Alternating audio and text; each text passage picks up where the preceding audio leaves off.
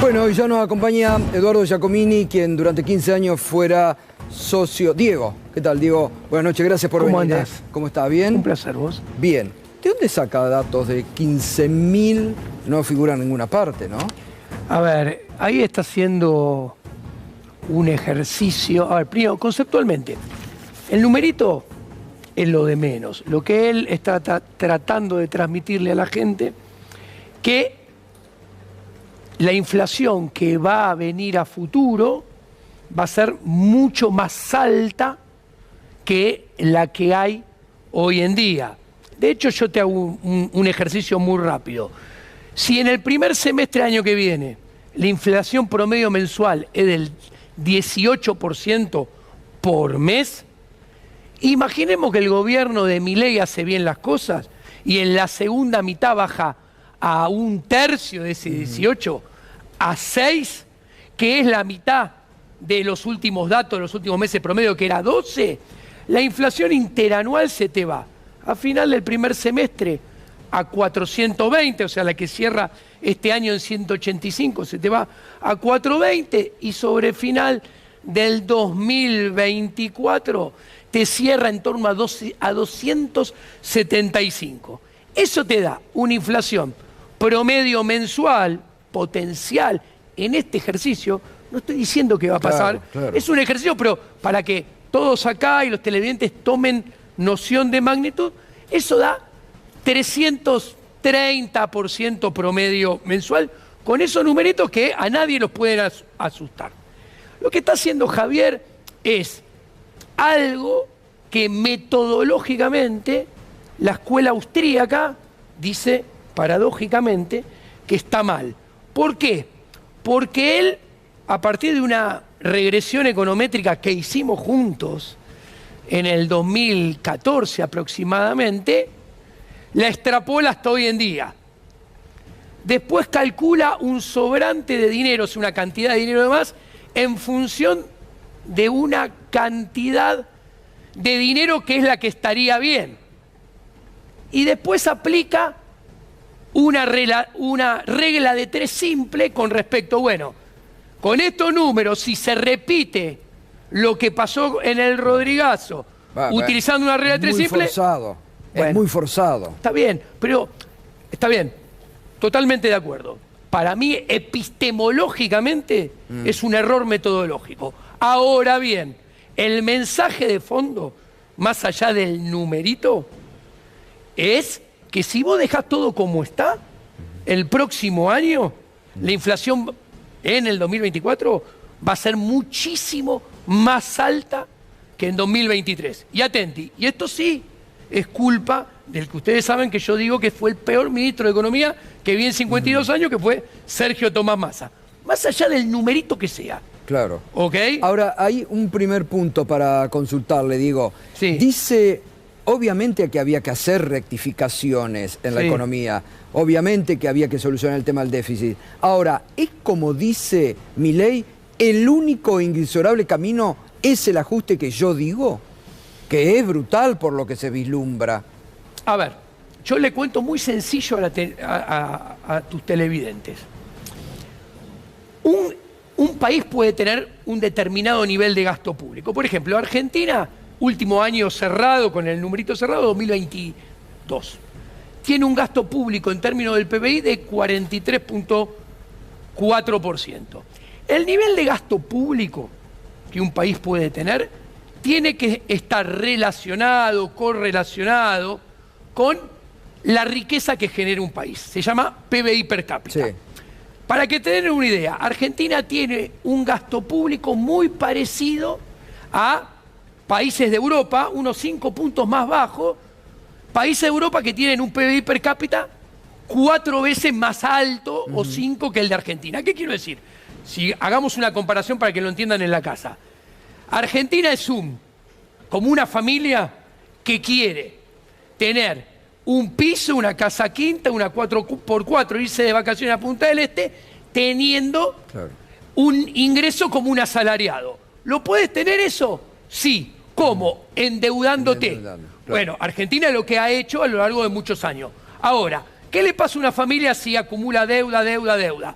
Uno, primero la deja de pagar porque no puede con claro. qué. Y después vive peor. Cada vez peor. Es lo que le pasa a Argentina. ¿Por qué Javier habla de bajar el gasto público? Que después vemos, si querés, si es posible o no. Y qué implica, además, que estoy dispuesto a analizarlo. ¿Por qué dice hay que bajar el gasto público 15 puntos porcentuales? Porque eso devolvería el nivel de gasto público, para que lo entiendan ustedes fácilmente, a los niveles que tenía en el último año de Néstor Kirchner. Claro. Que es cuando Argentina más o menos andaba bien. ¿Por qué digo más o menos? Porque la inflación ya estaba al 20% anual. Sí. Entonces, ¿qué sucede? Esa intención es tratar de devolver... Los déficits gemelos que habló sobre ayer. todo el peso del gasto público, devolver el gasto público, o sea, poner el gasto del país acorde con el ingreso que tiene el país, la generación de riqueza que tiene el país. Le consulto, usted cuando estuvo acá, antes del balotaje, que dijo, bueno, ha equivocado Milei conceptos, ha abandonado conceptos que trabajamos durante 15 años de la economía, y usted advirtió y adelantó, me acuerdo, que no iba a poder dolarizar, dijo usted. Exactamente. Finalmente se abandonó la idea dolarizadora. ¿Y hacia qué? Porque digo, hoy pareciera como que no hay un plan económico concreto. Está ahí Caputo, todavía sin definir medidas, no se sabe qué va a pasar. ¿Qué cambió en Milei en este tiempo para cambiar parte de su equipo, comprarlo a Caputo, a quien él criticaba ferozmente, y cambiar su discurso de campaña? Bueno, primero, está más que claro que si compró un equipo económico llave en mano, un equipo económico que fue equipo económico del gobierno de Macri. Esto es muy interesante porque yo siempre fui muy crítico de, por ejemplo, Cambiemos, que quería poner, lo digo a Melconian en el Ministerio de Economía y a su socio Santangelo, Melconian lo pedía, en el Banco Central. ¿Por qué? Porque voy a decir sencillo. Es poner la política macroeconómica y la política monetaria en manos de una consultora, de dos personas que son socios. Es lo que ocurre ahora. Exactamente.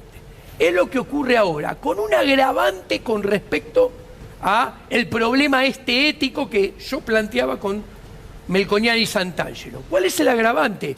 Ya no es un agravante ético, sino un agravante utilitarista. ¿Por qué?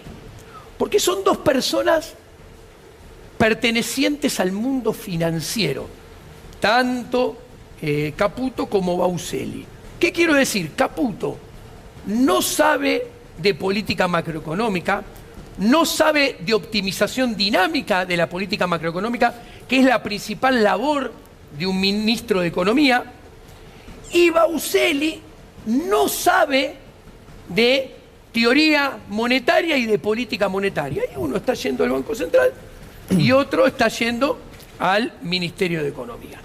Entonces, acá tenemos un problema ético porque son miembros de la misma consultora, y después hay un problema de know-how, de conocimiento, que todos dicen, no, porque está bien, así hay mejor coordinación.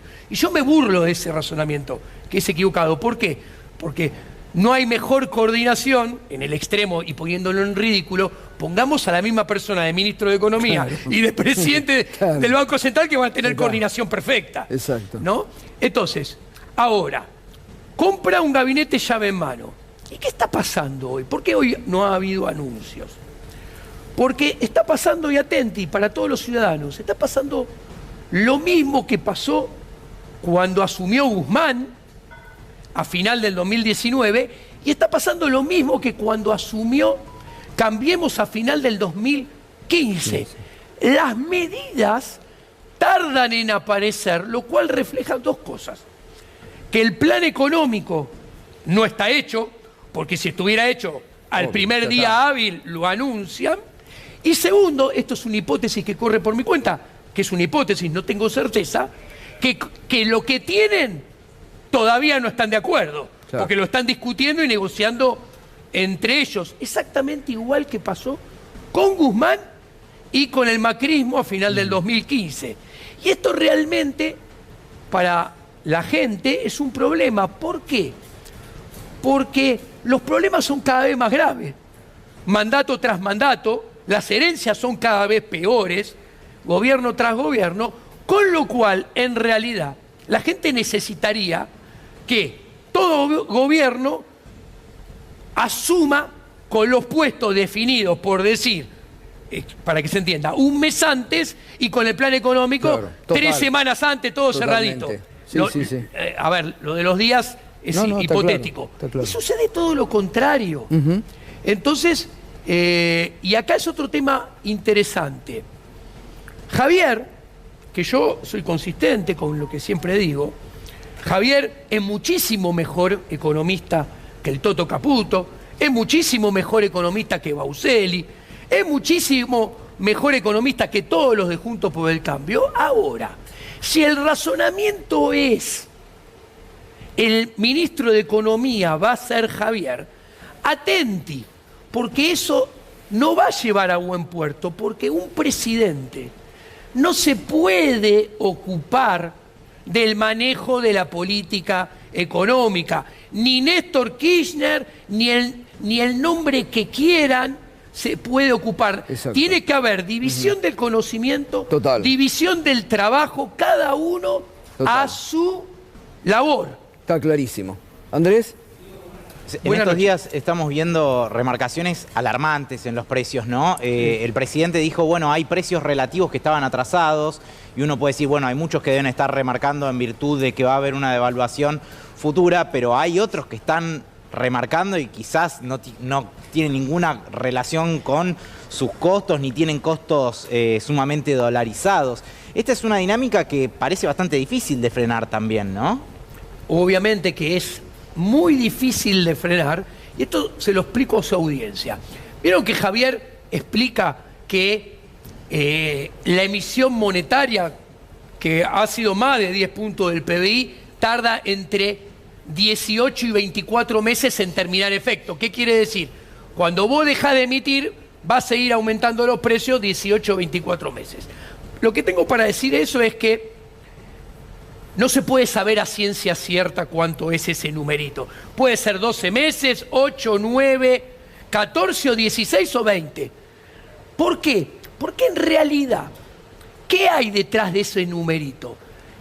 Uno emite dinero y los efectos sobre precios y sobre inflación van ocurriendo de a poco en la medida que ese dinero que se fue emitiendo va pasando de mano en mano.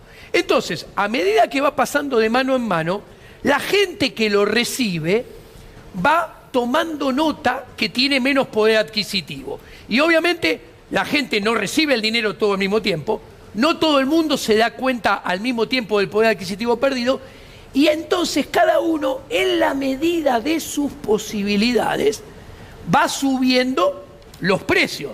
Y los precios todos los subimos. Todos operamos en diferentes mercados. No es lo mismo un economista que un electricista, que un carpintero, que un verdulero, que un carnicero. Entonces, todos vamos aumentando nuestros precios a diferente velocidad, a diferente tiempo, a diferente ritmo, y en la medida que con los que comerciamos nos permiten y nos convalidan ese aumento de precio. Entonces, claramente, la inflación va a seguir aumentando mucho, como expliqué en el ejercicio previo que dije. Ese ejercicio es sin emitir. Ahora, si emiten, que Javier Milei, por más que diga lo que diga, y si quieren después lo explico, tiene chances de tener que emitir, sería peor si emitiera. Ahora, ¿no es peor también fijando unas expectativas como el propio presidente lo está haciendo de una inflación mensual del 40%? Porque yo me imagino el almacenero, el presidente dice,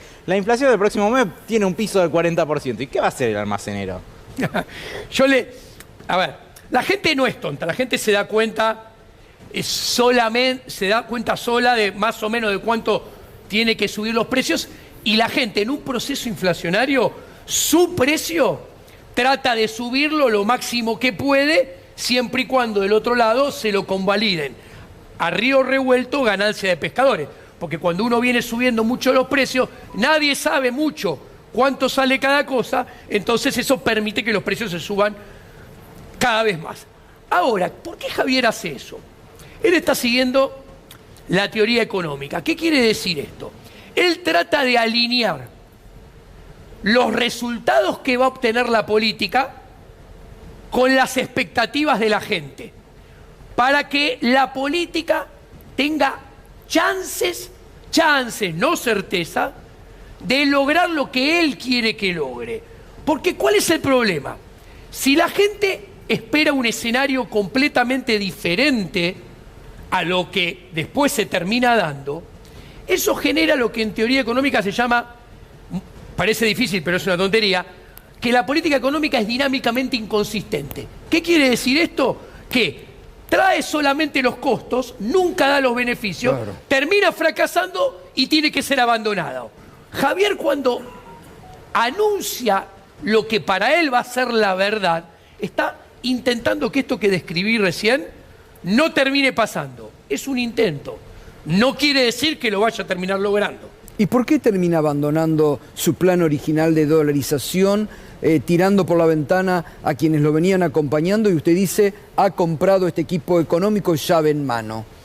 Bueno, primero porque esto es una hipótesis, porque no estoy adentro. Primero y principal, la que no es una hipótesis, no hay dólares. Claro. Y hay que... Y Caputo parece que no consiguió lo que había prometido. Lo cual es bastante normal, porque Argentina está muy endeudada. Claro. Entonces, a ver, si al ministro Massa, cuando era ministro, perdón, fue a Estados Unidos, no le dieron un mango. Fue a China, no le dieron un mango. Fue a Brasil con Lula, que era aliado. Lula se le rió, le dijo, tú ven, Bambora, le dijo, retírese. Bueno, quiere decir que nadie le quería prestar a Argentina. A ver, ¿por qué llama, esto es hipótesis mía, a Toto Caputo? A ver, porque Toto Caputo, capaz la audiencia no sabe, pero ¿vieron el fútbol americano?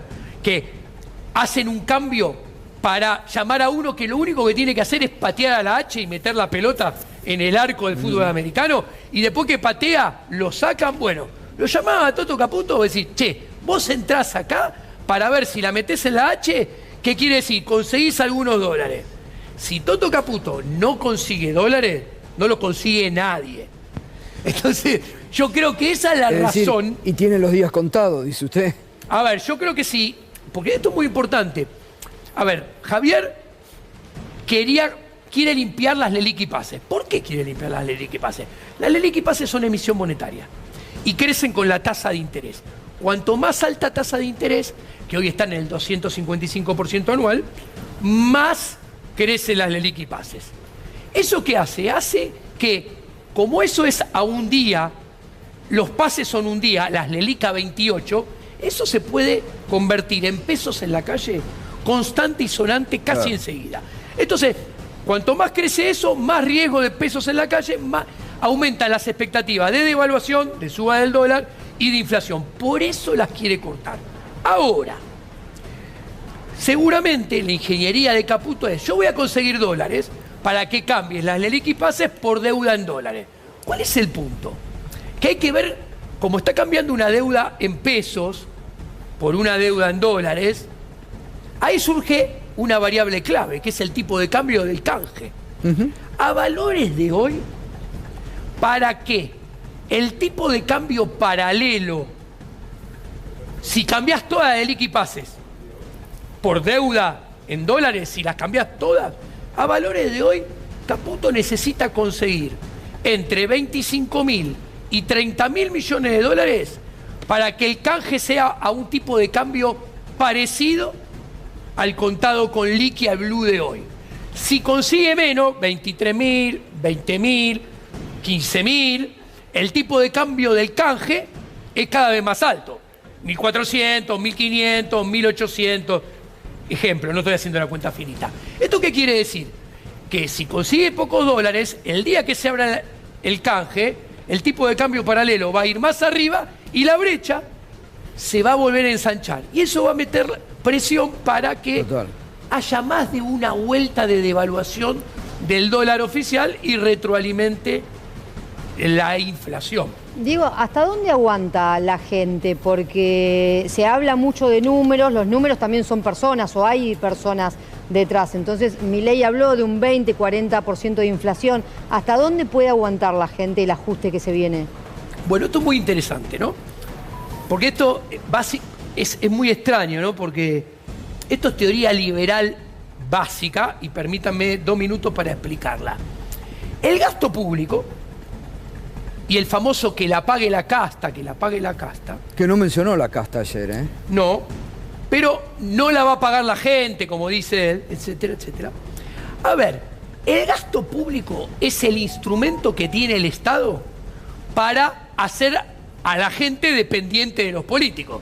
O sea, te pago gran parte de los trenes, te pago gran parte de los colectivos, te pago gran parte de la luz, del gas, te pago planes sociales, te pago jubilaciones, lo que sea.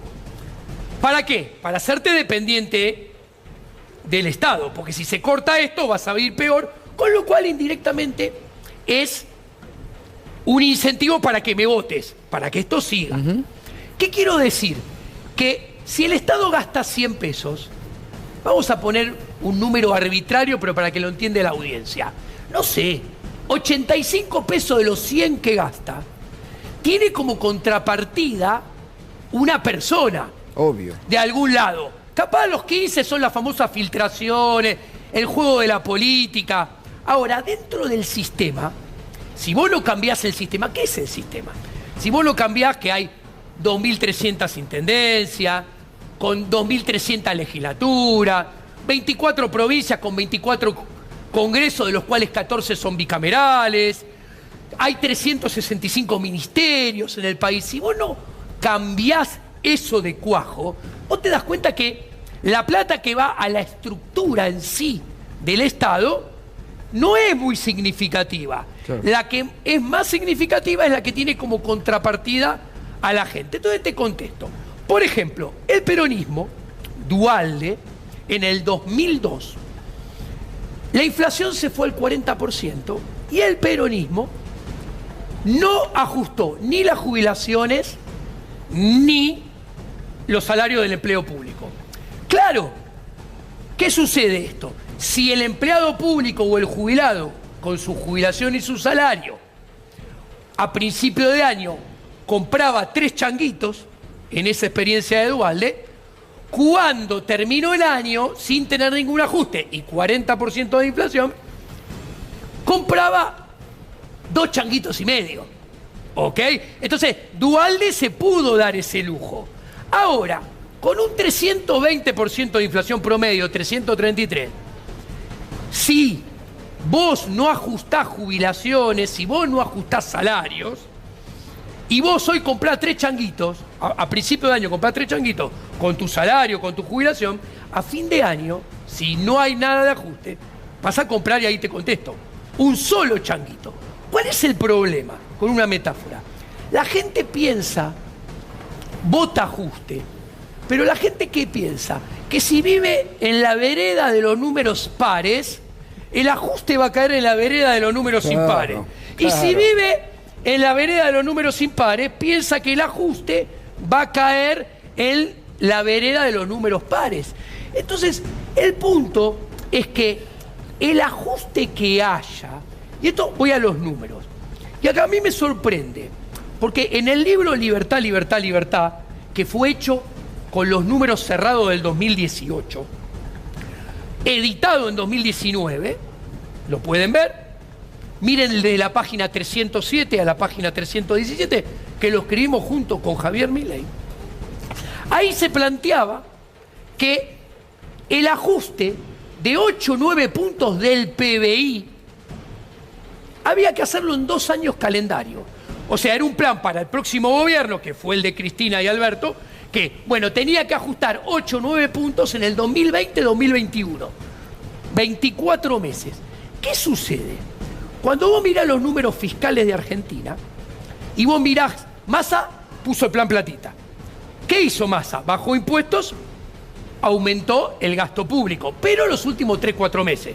Pero si vos no haces nada, eso va a impactar a lo largo de todo el 2024. Concretamente, la proyección con lo que hizo Massa es que el déficit primario del 2024 es 6 puntos del PBI. y el déficit financiero es 8 puntos del PBI. Entonces, Javier Milei promete que no haya más déficit. Entonces vos necesitas un ajuste de 8 puntos del PBI. Ahora, mirá qué interesante. Es en la mitad del tiempo de lo que el libro en el laboratorio del economista en un escritorio planteábamos el doble de tiempo que en la realidad siendo gobierno. Ahora, vos me preguntás. Sobre eso le quiero preguntar, sí, justamente sobre los tiempos y el dolor, ¿no? Porque sí, habló de atravesar un camino de mucho dolor. Y usted antes ponderó positivamente el tercer año de gobierno de Néstor Kirchner, como si en ese momento el país estaba bien. Hoy, no dije exactamente eso, va por tu cuenta, pero bien, dije que la relación gasto público-PBI, porque te dije la inflación ya era más del 20. Hoy circuló en redes sociales un tuit de un joven, Nacho Lastra, que decía: agarró el país quebrado y no te hizo pasar hambre para salir adelante. Y la foto de Néstor Kirchner. La pregunta ¿es necesario todo el dolor que prometió ayer o que avisoró ayer Javier Milei en su discurso para que las cosas se ordenen como él quiere? Te contesto. Lo que pasa es que cuando Néstor Kirchner asumió en una situación irrepetible de Argentina, ¿qué quiero decir? Venía con el trabajo sucio de Duhalde Remelenikov, venía con el proceso, nos guste, no nos guste, dentro de toda la pobreza de la inversión argentina, en la década del 90 fue donde se invirtió un poquito más, y tenías una relación gasto público sobre el PBI de 24%. Hoy es 43%. Entonces, ¿qué pasó? ¿Cómo se salió de esa crisis? De esa crisis se salió fácil, por más que Duhalde diga lo que diga, porque se salió haciendo lo que le gusta hacer a los políticos y lo que único que saben hacer. Se salió aumentando el gasto público, aumentando los impuestos más que el gasto público y emitiendo moneda mansalva. De hecho, la Baña, cuando vos mirás 2003, 2004, 2005, punta a punta, aumentó la cantidad de dinero, ¿qué digo dinero? Pesos físicos más LEVAC, que son las madres, las LELIQ y PASES, 99%. Entonces, ¿a dónde ves el termómetro? Que la inflación pasó 2003, 2004, 2005, se cuadriplicó en 24 meses, T7, 6,1, 12,3 y después 20. Ahí ves el termómetro de que se salió muy fácil de la crisis, pero encima forzando la máquina. Claro. Y Cristina empezó a pagar los platos rotos con la crisis del 2009 de esa máquina y después la seguimos pagando. Ahora, ¿qué sucede? Javier está planteando que de esta crisis se sale haciendo todo lo contrario, que es bajando muchísimo el gasto público, bajando un poco los impuestos y dejando de emitir. ¿Cuál es el problema? Que eso es infinitamente más difícil que lo que hizo Néstor y tiene obviamente mucha más probabilidad de terminar mal que la otra solución de la crisis, que la del 2002, 2003, 2004. ¿Por qué? Porque cuando ustedes miran los números finos, es mentira que a Javier lo votó el 56% y a Massa lo votó 43%. Ahí hay un truco muy mentiroso del sistema. ¿Por qué? Porque de esa cuenta sacan a los que no fueron a votar, a los que votaron impugnado y a los que votaron en blanco. Entonces vos cuando analizás esto, vos te das cuenta que Javier sacó el 41% de los votos, o sea, de todos los habilitados para votar lo votaron 4 nada más, y a Massa lo votaron 2.5. Claro. Entonces, ¿qué sucede? Cuando el ajuste caiga en la vereda par, en la vereda impar, probablemente puede emerger la posibilidad que un razonamiento fácil, que 1/3 de los votantes lo dejen de apoyar masivamente. Y ahí, sumado a los gobernadores, yo miraba el video porque a mí me pasa algo muy particular. Yo entré al colegio secundario el mismo día que Axel. Y salí de la UBA y me dieron el título el mismo día que Axel. Yo en estos momentos conozco mucho al gobernador de la provincia de Buenos Aires y conozco mucho al presidente, ¿no? ¿Y al presidente cómo lo viste el primer día, al presidente? Nada, yo me río porque lo conozco mucho, ¿no? Y si hay alguien que es descontracturado y poco amigo de los protocolos, de las rigideces y todo eso, es Javier. Cuando yo lo veía con la banda, el bastón y un trabajo y un traje hecho a medida, impecable, ustedes fíjense que cada vez que lo ven fuera de televisión está con jogging y zapatilla y campera de buzo. O sea, ¿qué quiero decir? Todos esos protocolos a él, el que yo conozco, que era hasta el 2020, mucho no le gustaba. No, te contesto porque vos me preguntás cómo ¿lo ha llamado? Lo ve. Le mandé los últimos 2 o 3 meses, desde el 1 de octubre, soy preciso, desde el 1 de octubre hasta la semana pasada, le mandé comentarios macroeconómicos, le mandé presentaciones, mis semanarios con análisis diciendo, Javier, tomá, vos sabés cómo analizo yo las cosas. Esto te va a servir, usalo para lo que quieras, etcétera, etcétera. Tin, tin.